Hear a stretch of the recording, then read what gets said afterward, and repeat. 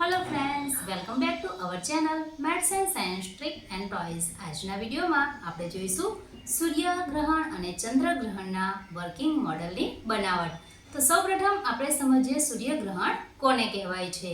તો સૂર્ય, ચંદ્ર અને પૃથ્વી એક સીધી લીટીમાં આવે તો આપણે તેને સૂર્યગ્રહણ થયું એમ કહીએ છીએ.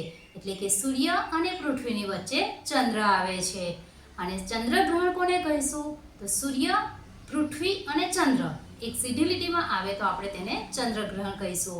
પરંતુ જ્યારે આ પ્રકારે કોણ કઈ લીટીમાં આવે તો આપણે એને સરળતાથી યાદ નથી રાખી શકતા. તો એ માટે આપણે આજે એક સરસ મજાનું મોડલ બનાવીશું. તો એ માટે આપણને બે કાર્ડ પેપરની જરૂર પડશે.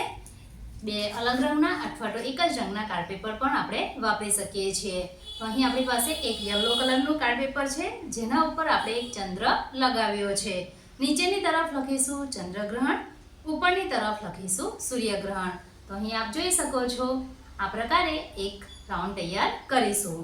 હવે એ જ રીતે બીજું એક રાઉન્ડ તૈયાર કરીશું, જેમાં આપણે બે સ્ક્વેર આ પ્રકારે ખાલી રાખીશું. ઉપરની તરફ આપણે સૂર્ય લગાવીશું અને અહીં વચ્ચેની તરફ આપણે પૃથ્વી લગાવીશું.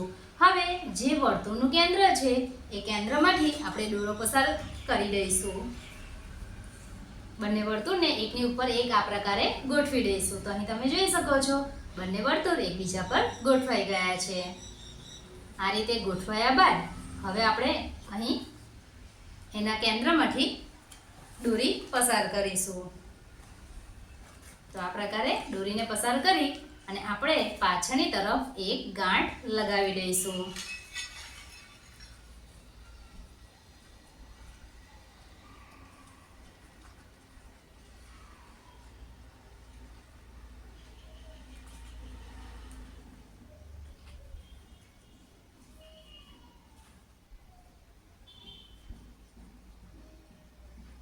આ પ્રકારે હવે વધારાની દોરીને આપણે કટ કરી લઈશું.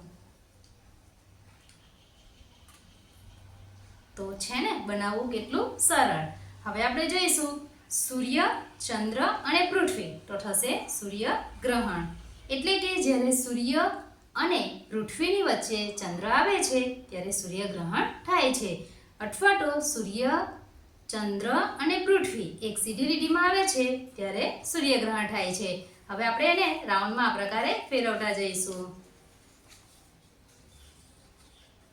તો અહીં આપણે જોઈ શકીએ છીએ ચંદ્રગ્રહણ ક્યારે થશે? તો સૂર્ય, પૃથ્વી અને ચંદ્ર એક સીધી લીટીમાં આવે છે ત્યારે ચંદ્રગ્રહણ થશે. તો છે ને બનાવવું એકદમ સરળ. હવે આ કઈ રીતે વર્ક કરે છે જોઈ લો. અહીં થશે ચંદ્રગ્રહણ, આ થશે સૂર્યગ્રહણ. તો આ TLMની મદદથી આપણે બાળકોને ખૂબ જ સરળતાથી સૂર્યગ્રહણ અને ચંદ્રગ્રહણની માહિતી આપી શકીએ છીએ.